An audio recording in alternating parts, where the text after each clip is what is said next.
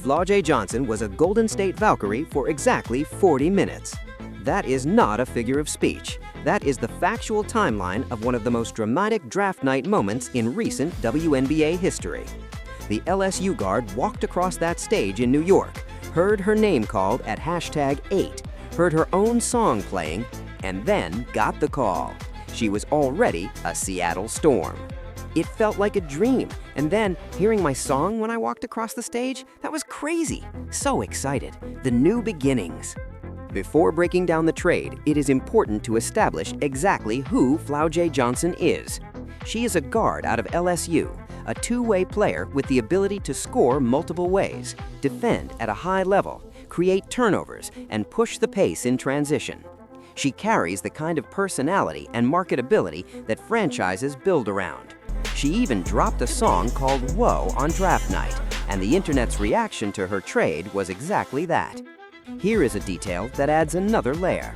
In that music video, Flau'jae Johnson is wearing what appears to be Seattle Storm colors, standing on top of what resembles the Space Needle. It was actually the Empire State Building in New York, but in hindsight, it reads like a prophecy. The Kobe comparison is worth noting.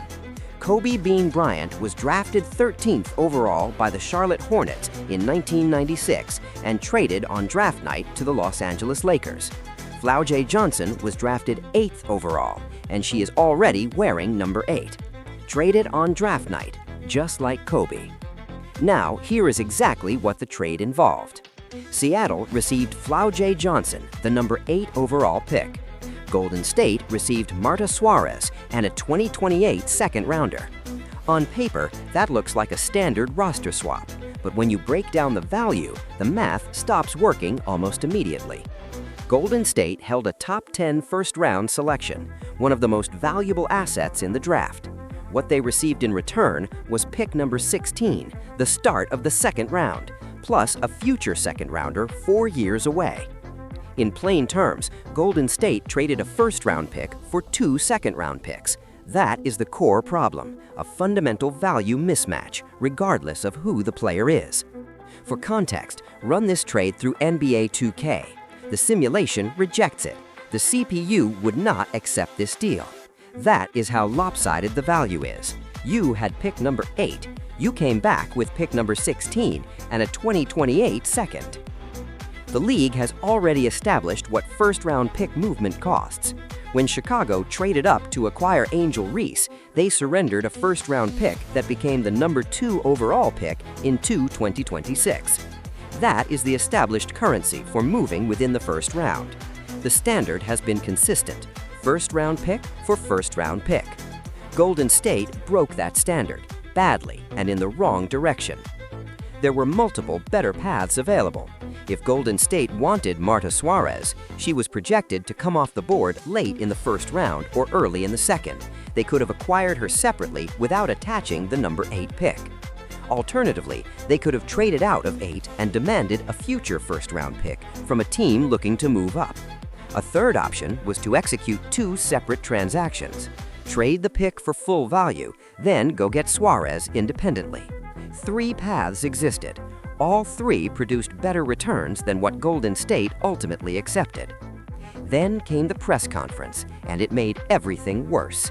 GM Ohema Nanyan declined to explain her decision-making at the post-draft press conference. Her exact words were, "I'm going to take a beat to be able to eloquently give a response. I don't have a lot of details to share. 1, because I'm exhausted. 2, because I want to be very thoughtful when I'm talking about other humans and their basketball abilities, and how they would or would not show up for our squad." To salary cap questions, Nanyan stated, "I don't talk or comment on salary cap, so I wouldn't be able to answer the question." Exhausted is not an acceptable answer at a press conference. Every front office executive, scout, and staffer at the draft is exhausted. That is a standard condition of the job, not a justification for withholding information. The post-draft press conference is the moment to explain your decisions. Not having details to share about a trade you just made is not a normal response. This was not a pivot or a careful deflection. This was a complete absence of justification from a GM who had just moved one of her franchise's most valuable assets. A follow-up statement was released that read, "Seattle and I had an agreement to trade picks before any athlete selection. I want to be super clear about the draft. This had nothing to do with Flau'jae Johnson or any specific athlete selection." That statement introduces a new problem entirely. If Golden State knew before the draft began that they were not keeping pick 8, then they had time to negotiate a better return. The prearranged nature of the deal means the value question was not an in-the-moment oversight. It was a deliberate outcome. The return they accepted was the return they planned to accept. And the value question remains completely unanswered. Seattle's version of events is different. The Army and Storm were actively looking to move up in the draft. They didn't expect Flau'jae to still be available at pick 8. Once they saw her sitting there, the move became urgent. Storm GM Talisa Rhea stated, "The opportunity to add Flau'jae was really exciting and incredible for us. Didn't think that she would be available at that point. We had been in conversations, and so as we got closer to that pick, once it became a reality, just really excited." Rhea added on Flau'jae's two-way value, "I think Flau'jae is a really dynamic, talented young player who's going to just impact on both ends of the court. She can score multiple ways. She's a great defender, gets deflections, steals, going to be out in transition with our group." Both narratives cannot be simultaneously fully true, and that tension remains unresolved. What is resolved is where Flau'jae Johnson fits. Seattle accelerated its rebuild significantly overnight.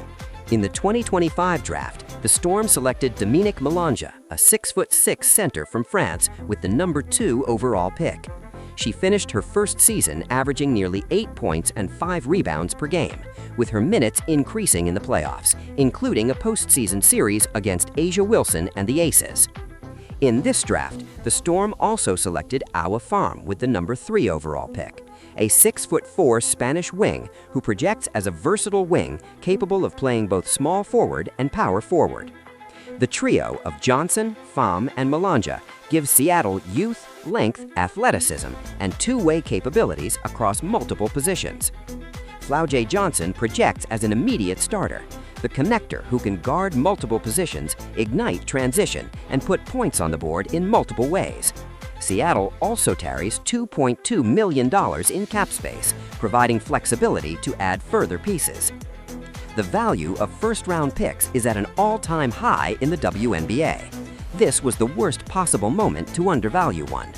The 2028 second-rounder that Golden State received means any real draft asset won't arrive for years, and even then it comes at the back end of the draft. Seattle got Flau'jae. Golden State got a pick that hasn't yet been assigned a number, attached to a year that is still 4 drafts away. Seattle as a city carries additional weight. The Seahawks just won the Lombardi Trophy at Super Bowl LX on February 8, 2026. The Seattle Storm have won 4 championships in 2004, 2010, 2018, and 2020. The ownership group includes Sue Bird, who Flau'jae Johnson has already appeared with on a podcast, and former Seahawks linebacker Bobby Wagner, who joined the Storm ownership group in July 2025. Valkyrie fans who were visibly hyped when Flau'jae Johnson was called at number 8 now have no clear public explanation for why she was moved within minutes of being selected. Those questions will remain open for some time.